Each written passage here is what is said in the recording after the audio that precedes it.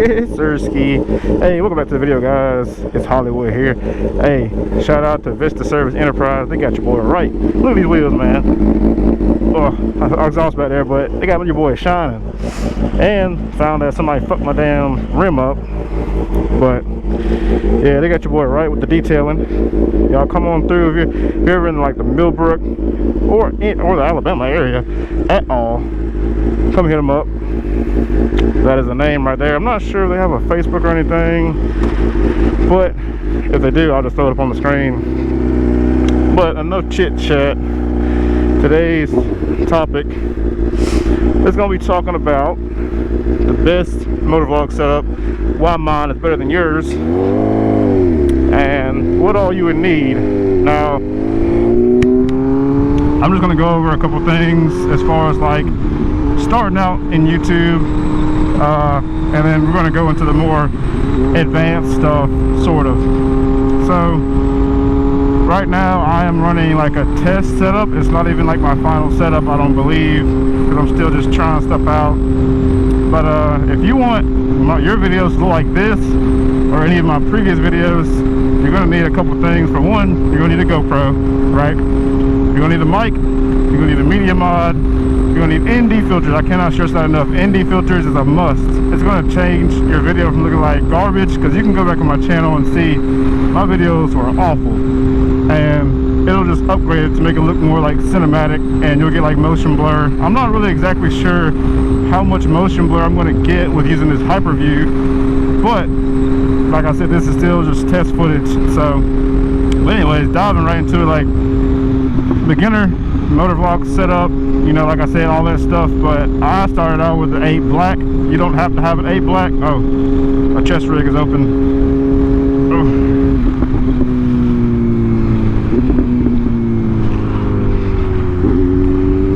Like, you don't have to have the newest, the oldest, the newest or the coolest GoPro. You just need something to start out with, right? And you can always upgrade later on. That's exactly what I did. I started out on an 8 black, and from there I just upgraded, and I just recently upgraded, and I've been doing this for like a little over a year now, almost 2 years. So basically, like, so with your mic setup, you know, you're obviously gonna have to run it through your helmet and everything, but like, I would say start out with the Purple Panda. Now, a lot of people are going to say a Purple Panda is trash, but Purple Panda is exactly what it is. It is a starter mic, and I cannot stress that enough. This is the last video I'm going to be using the Purple Panda. I have an upgraded mic that I just bought, and that'll be shown later on in the video. But a Purple Panda is not bad for the money, right? It does what you need to do. Yes, you're going to have some problems with it, because I ran into audio issues. I had to twist the little microphone around just to like get it to where it was working, and I had to like draw like a Sharpie line on it to make sure it lines up whenever I connect them back. And I mean, just little stuff like that. But you're always going to run into issues when you're doing this motovlog stuff, motovlog stuff, motorcycle stuff, like anything in general. You're going to run into problems. You just got to adapt and overcome. But so like the main thing is, like I said, you don't need ND filters, but if you know how to edit, you need to know how to, like, if you don't know how to edit, you need to learn how to edit, so you can make your videos a little bit better, like adding a little bit of vibrance, a little bit of saturation, brightness, contrast, and all that good stuff. Like, because without using ND filters, you can only get so much out of just a bare camera. Yes, you can make it look good and stuff like that, but just adding those ND filters is just going to make it pop even more, you know what I mean? So enough of the chitter chatter on the bike. I'm going to switch over to my camera back home, and I'm going to have everything laid out on what I use and explain the settings a little bit. Hey, what up? Explain the settings a little bit and shout out a couple people and tell you guys where I got those settings from. Okay, so moving right into it, the first things first is you're going to need different type of arms and pieces, connectors, stuff like that, because this is what's going to give you your angle on the camera and on your helmet. First of all, I have this little curved mount like this, and then I have another little directional change and another direction change piece. Do not tighten these down too tight while there's no camera in it, because as you can see, mine is broke right there a little bit. I picked up a screw right there in the middle, so that way it's a little bit, there's not too many of these little arms sticking out like this, because that's just an eyesore to me, and it bothers me really bad that these stick out. But I do need to go pick up some more screws so I can clean it up just a little bit. These are all the different little arms and pieces that I have. I ordered this from Amazon. Here's the name right there. And everything I have, there's links for it in the description if you guys go look at that. All right, moving right along to the mics. This is the one I'm using currently is a Purple Panda. It is in my helmet right now. The only downside to this one, it does not have the two rings like that. You have to use this adapter piece that hooks in to your actual microphone.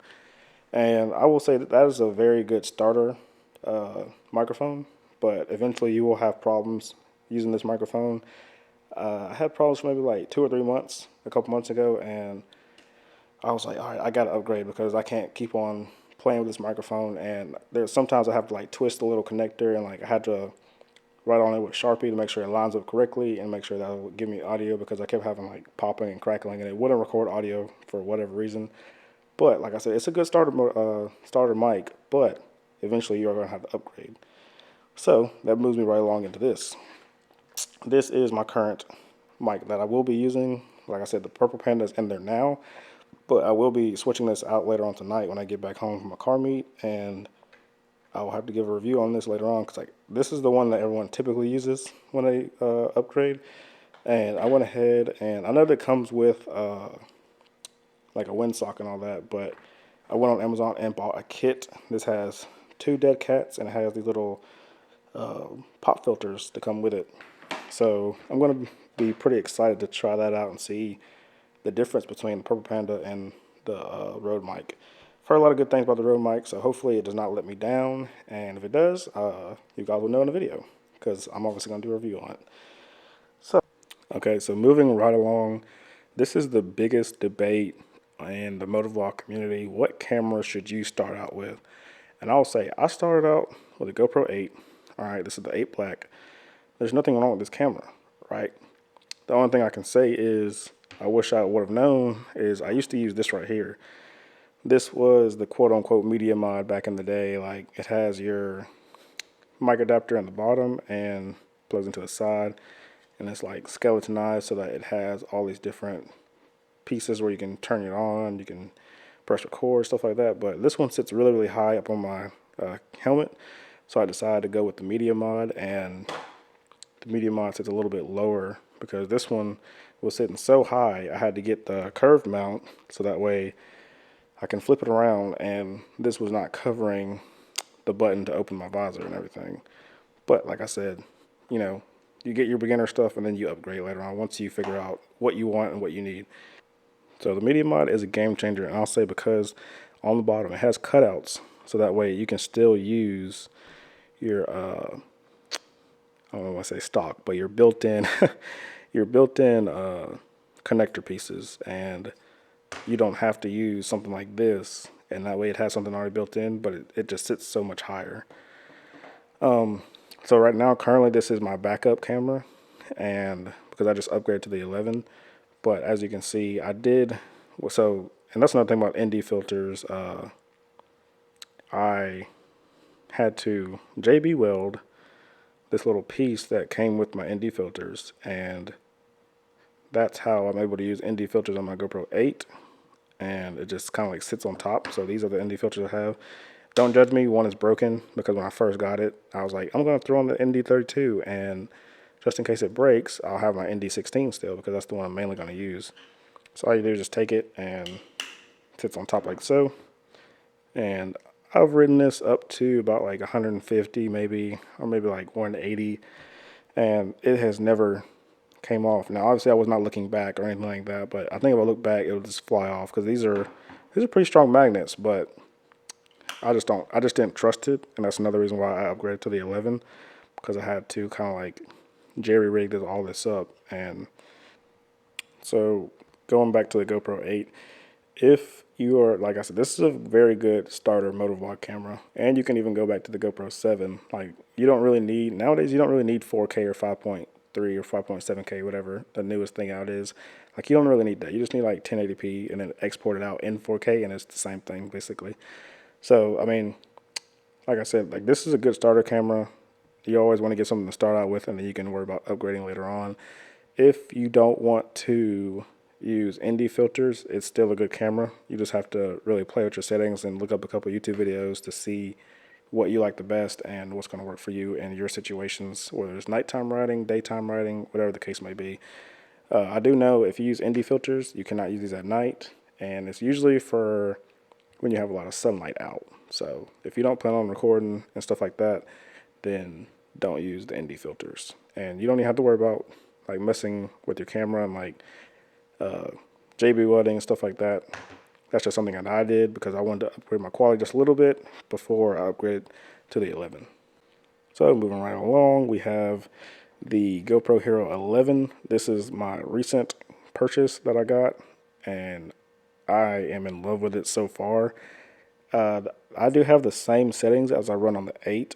This one is just recording in, I think, 5.3 or 5.7K. I think 24 frames a second. I'm not exactly sure. And this one has hyperview, and that was the main reason why I wanted to get this camera, was because it has hyperview.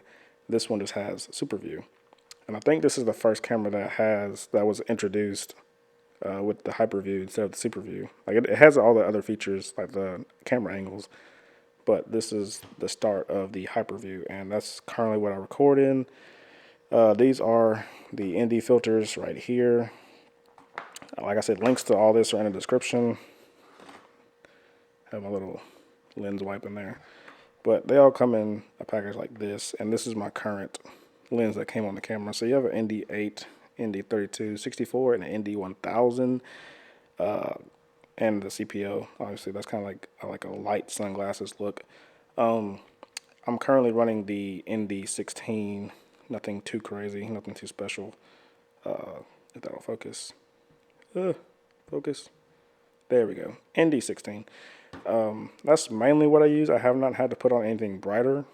But I know eventually when it's a lot more sunny out, I will start having to use the ND32 maybe.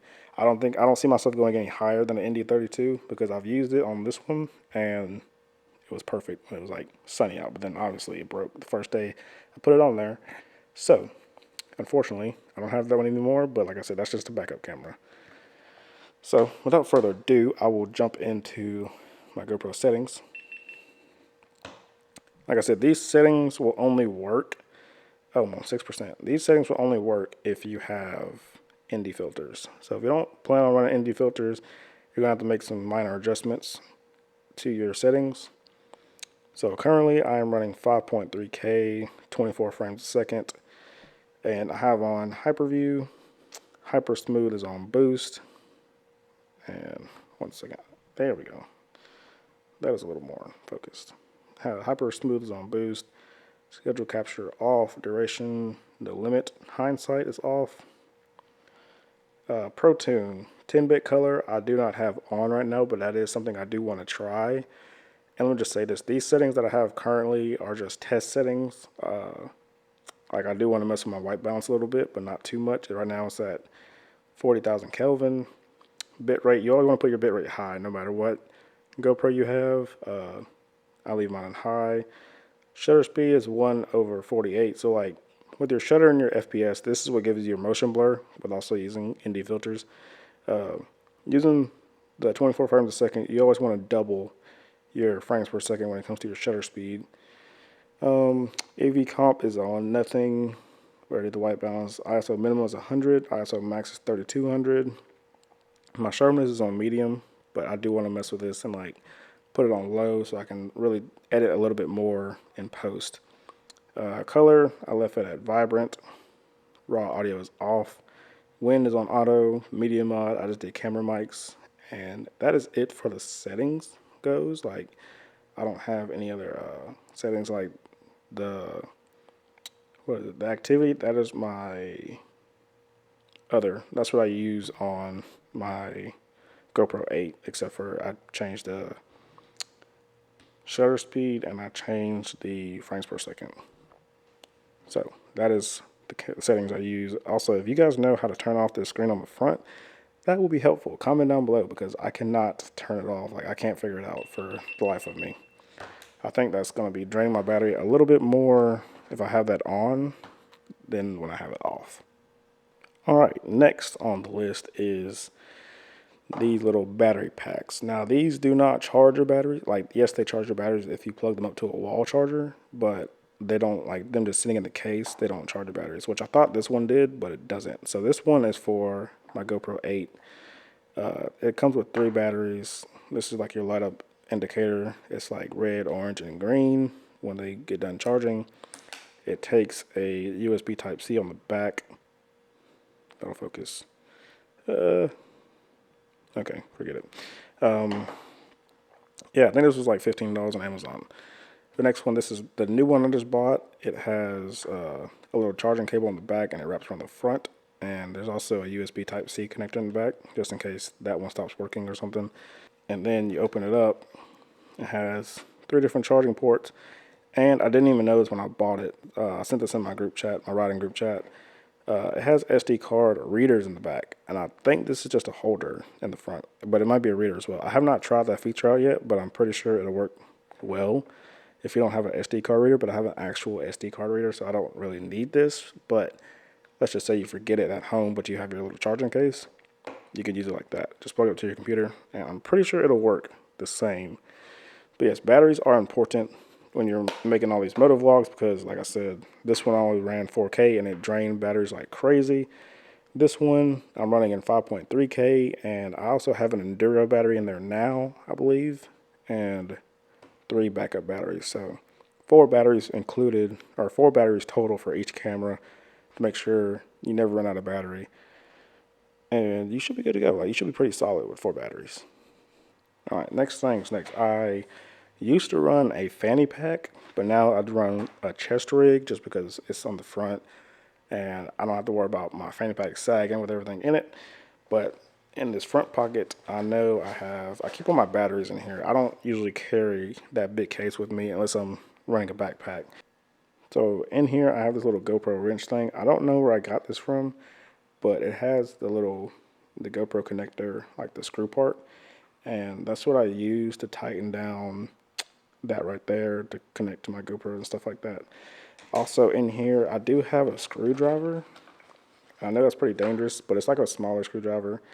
And it doesn't get, I mean, it gets the job done, but it's not big enough to like slide into one of these. So like, I do have to like finagle it just a little bit, but I know this is dangerous to ride with, but I do want my connectors to be more than hand tight. I use this hand tight and then I like half a turn, make sure it's like locked in there. And also, like I said, I should have 3 batteries in here. Oh, there's my Enduro battery. Oh,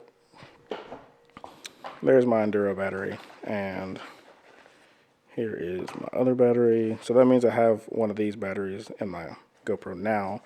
And that's all in this front pouch. And then in the big main pouch,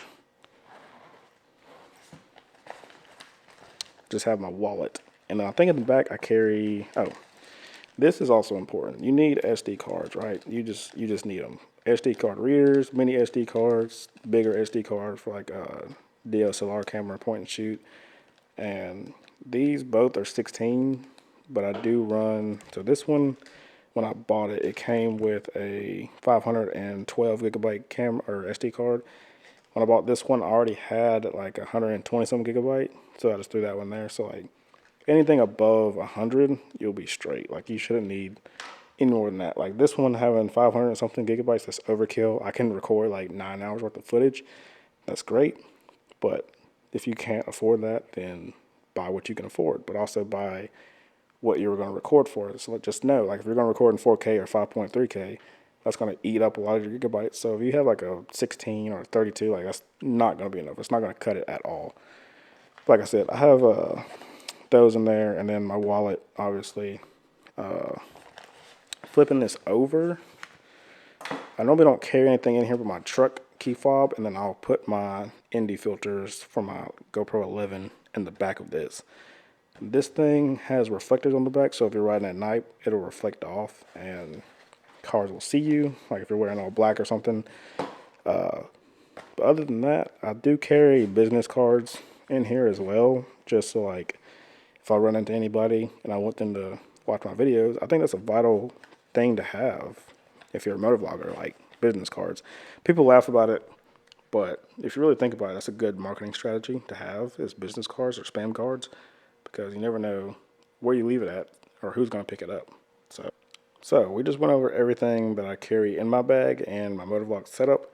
I will obviously put the camera settings up on the screen while I'm editing this. If you want links to anything, GoPro 11, GoPro 8, even this little media thing right here, the charging cables, the microphone, the helmet, anything that I have, link is going to be in the description. I also have discount links in there for NBT, Cardo, and Insta360. Those are all my affiliate links. If you bought something off there, it doesn't only help me, but also helps you because you save a little bit of money. And we're going to jump back in to the riding part. Alright, like I said, guys, in that little short piece right there, this is the last time I'm using the Purple Panda mic. I'm going to have it upgraded to the Rode Lavalier professional mic after this video. But yeah, man, it doesn't get any much simpler than what I just said. I mean, you just need a couple things. You need a GoPro, obviously, you need a media mod, you need a microphone, and obviously SD card, stuff like that. And then ND filters if you want your videos to look like my videos.